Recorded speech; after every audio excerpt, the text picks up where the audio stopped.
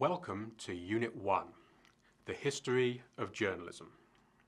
In this video, we will look at the origins, that is, the beginnings of journalism, and talk about the ways in which journalism was originally used by governments to send their messages to the people. Try to take notes on the dates and names you hear, because this will help you play the game that follows these videos. Right, let's begin.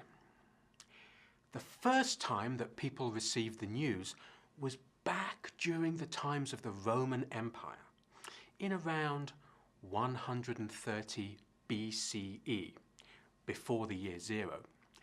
The daily events, called Acta Diurna in Latin, were carved into stone and put up in public places, such as a market square, so that people could read them. People could read about births and deaths, marriages, and the results of legal trials. Around the same time, in China, a similar thing was happening.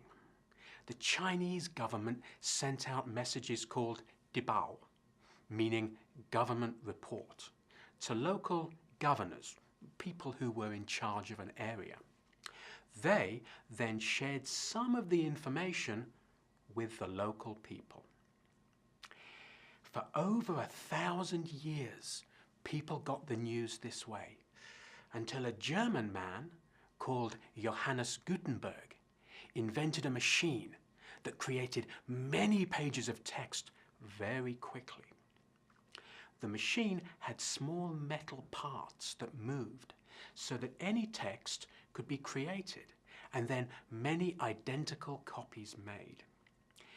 He called this machine the printing press. In the year 1454, Gutenberg began to use his printing press, and a year later he printed a copy of the Bible, the first book printed like this. Gutenberg's invention changed the way that people got their news.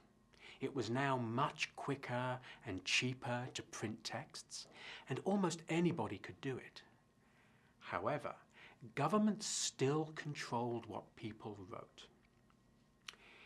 In Europe, in the 1620s, people wrote single-page newsletters called corantos, writing about wars and other interesting news. However, governments censored them, meaning that they stopped people writing about topics they didn't like. The governments wanted these corantos to only print propaganda, that is, information that helped the government.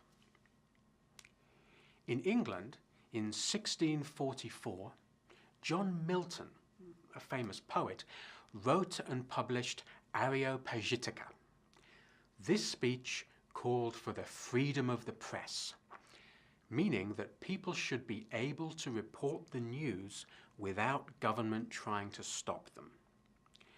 Many of the ideas that Milton wrote about are very important to the modern principles of journalism, but it didn't really change the way that governments controlled information in newspapers at that time.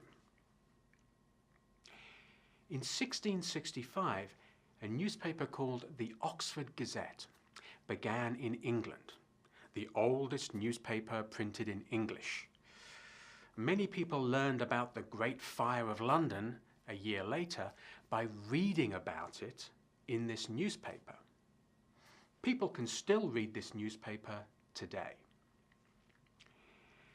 Public Occurrences, the first newspaper in the Americas, was published in Boston in 1690. It contained only 4 pages and was supposed to be published every month. However, it was censored immediately, and only 1 edition was ever published.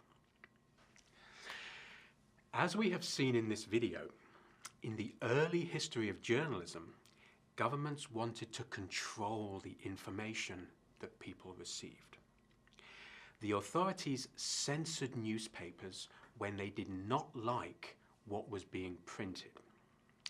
In the next video, we will look at the steps that allowed the press to become free, not controlled by the government. In the next video, we will look at the history of journalism after 1690.